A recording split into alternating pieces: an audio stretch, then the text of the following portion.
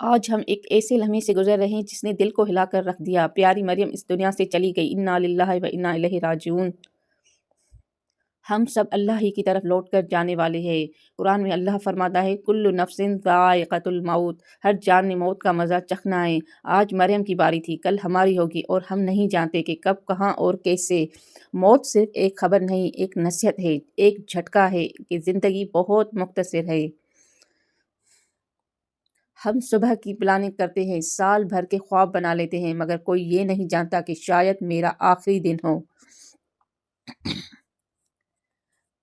مریم چلی گئی، انہیں کوئی خبر نہیں تھی کہ آج ان کا آخری دن ہے، اور یہی موت کی حقیقت ہے۔ وہ آتی نہیں، بس اچانک آ جاتی ہے۔ دوستو، اصل سوال یہ نہیں کہ موت کب آئے گی، اصل سوال یہ ہے کہ کیا ہم تیار ہیں؟ کیا ہماری نمازیں پوری ہیں؟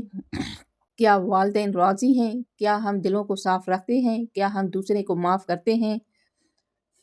کیا ہمارے اندر تکبر، حسد، غیبت اور جھوٹ جیسی بیماریاں ختم ہو گئی؟ کیا ہم نے توبہ کر لی ہے؟ ہم آخرت کا سامان لے کر چل رہے ہیں؟ آج مریم ہمیں چھوڑ کر یہ پیغام دے گئی کہ دنیا فانی ہے، تھوڑی دیر کی ہنسی، تھوڑی دیر کا دکھ، اصل زندگی تو قبر کے بعد شروع ہوتی ہے۔ آؤ آج ہم اپنے دلوں کو جگائیں، اللہ سے مخلص ہو جائیں، نماز قائم کریں، دل نہ دکھائیں، توبہ کر لیں، تھوڑا سا صدقہ دے دیں، قرآن سے رشتہ مضبوط کر لیں، اور اپنی زندگی اس طرح گزاریں جیسے یہ آخری دن ہو۔